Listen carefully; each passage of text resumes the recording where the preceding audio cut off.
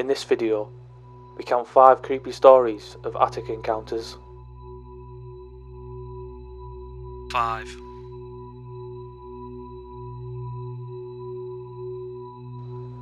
A woman living in Merced County, California, placed her cell phone on the charger before going to bed one night in 2010, only to wake up to find the phone had vanished. When the victim returned home from work the following day, she noticed brown debris on the carpet under the attic access in her home. She also heard a noise, which is when she contacted the police. Deputy Larry Hudek climbed into the attic and found something hiding behind insulation. The culprit was 27-year-old Miguel Lua. He was the woman's ex-boyfriend, and he had been serving a restraining order earlier in the month. Lua admitted to authorities that he had taken the victim's cell phone and camera to see if she had been calling any other men or taking their picture. Lua was arrested on charges of stalking, burglary, violating a court order, and obstructing a peace officer. 4.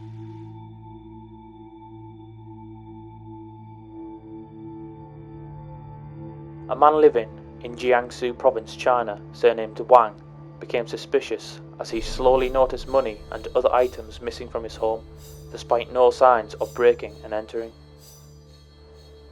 Wang alerted police one day after finding his door was locked from the inside. Police discovered a hole in the kitchen ceiling, which led to the attic of the 3-story apartment building. In the crawl space, they found a man who claimed that he had been living there for 3 months.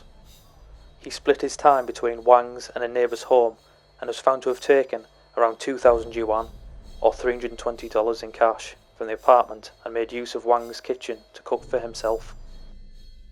3.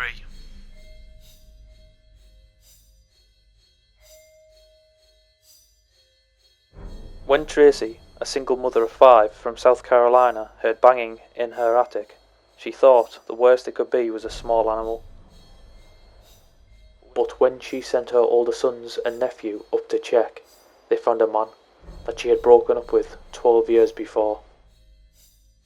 The 44-year-old man, who had just been released from prison, ran down the stairs to escape before the police arrived. In the attic, the police noticed that Tracy's ex-boyfriend had rigged the ceiling vents so that he could look down at Tracy in her bedroom from his hiding spot. 2.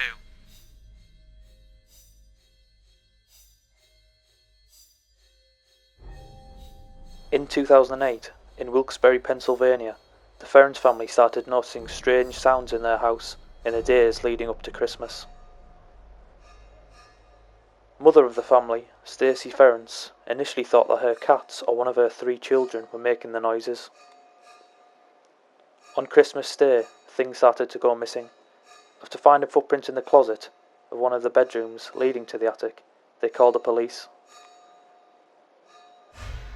In the attic, they found 21-year-old Stanley Carter wearing Stacey's sweatshirt and sneakers and her daughter's pants. Carter had been living with friends next door, but had been asked to leave. Presumably, that's when Carter entered the shared attic space. In 2009, he was convicted and sentenced to a minimum of 9 months in jail. 1.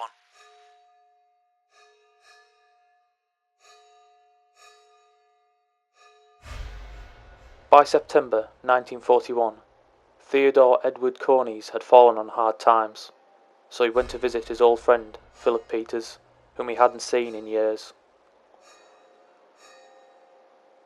When Cornish got to Peters' house in Denver, Colorado, he found it empty and unlocked. Cornish let himself into the house, where he found a small attic room and decided that he would live there for the winter.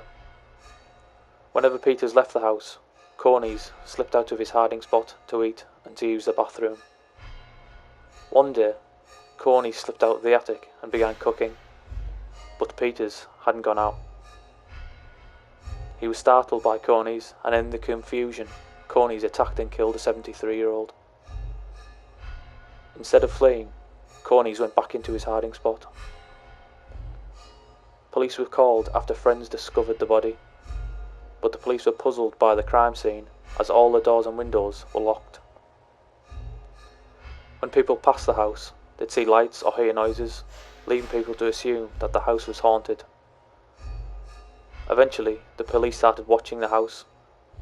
11 months after Cornish moved in, the police finally saw him move a curtain, exposing his face. They raided the house and caught Cornish entering his attic room. Cornish was arrested and convicted of murdering Peters.